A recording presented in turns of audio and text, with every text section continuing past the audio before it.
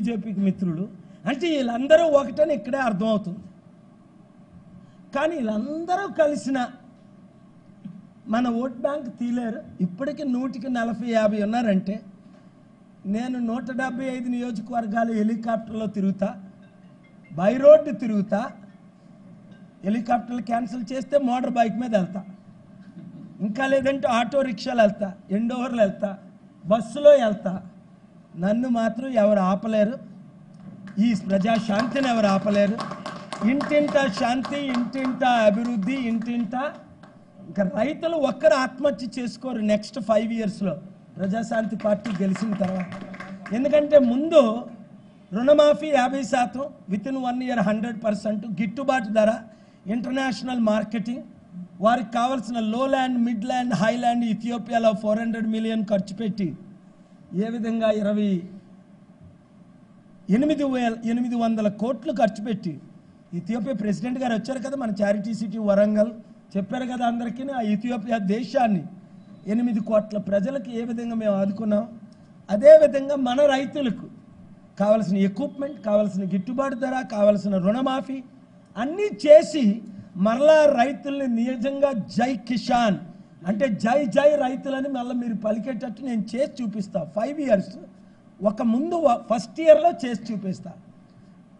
ఇప్పుడు చంద్రబాబు నాయుడు గారు లెటర్ ఇస్తే ట్రంప్ గారిని ఏప్రిల్ 20 లోపున తెస్తానని చెప్పా.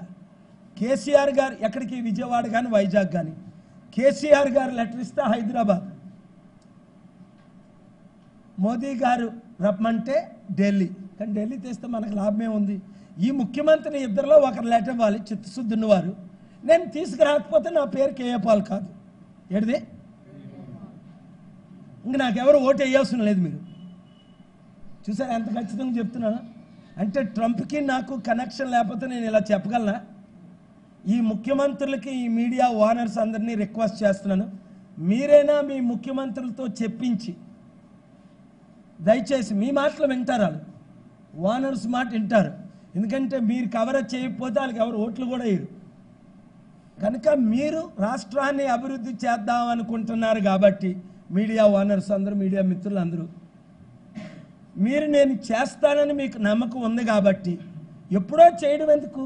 ఇంకా ఎలక్షన్కి 57 రోజులు ఉంది. ఒక్కరోజు ట్రంప్ని నేను తీసుకొస్తా, చంద్రబాబు నాయుడు గారిని, ట్రంప్ గారికి ఒక లెటర్, నాకు ఒక లెటర్, 2 పారాగ్రాఫ్లు ఇంతకుముందు రాసినట్టే. Respected honourable president Trump, you are most welcome to Andhra Pradesh. Doctor Paul assures that you will come, we will host you అని ఒక్క సెంటెన్స్ లెటర్ రాసి ఇవ్వండి. నేను 7 రోజుల్లో ట్రంప్ గారి డేట్ కన్ఫర్మ్ చేస్తా. లెటర్ రూపాయి విలువ, 100 రూపాయలు విలువ. రాయండి, కనీసం మీకు నీతి నిజాయితీ ఉందని నిలబెట్టుకోవడానికి రాయండి. నేను తీసుకొస్తాను అంటున్నాను కదా. April 30 election లోపుని.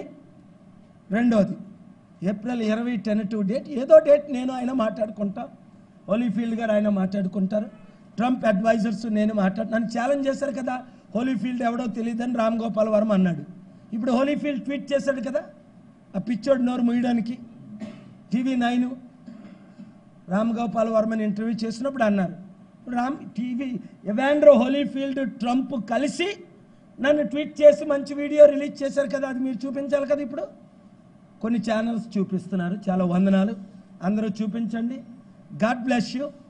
రేపు మరలా 5 గంటలకు మీరు దయచేసి లైవ్ ఇవ్వండి.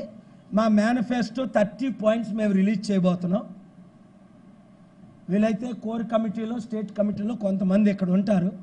ఆ మేనిఫెస్టో మొత్తం రిలీజ్ ఒకసారే చేసేస్తాం. దాని గురించి మీరు క్వశ్చన్స్ ఏమైనా ఉంటే ఆన్సర్ చేద్దరు. అదరు విజయవాడలో చేద్దాం అనుకున్నాం. విశాఖపట్నం ఏం చిన్నపోలేదు.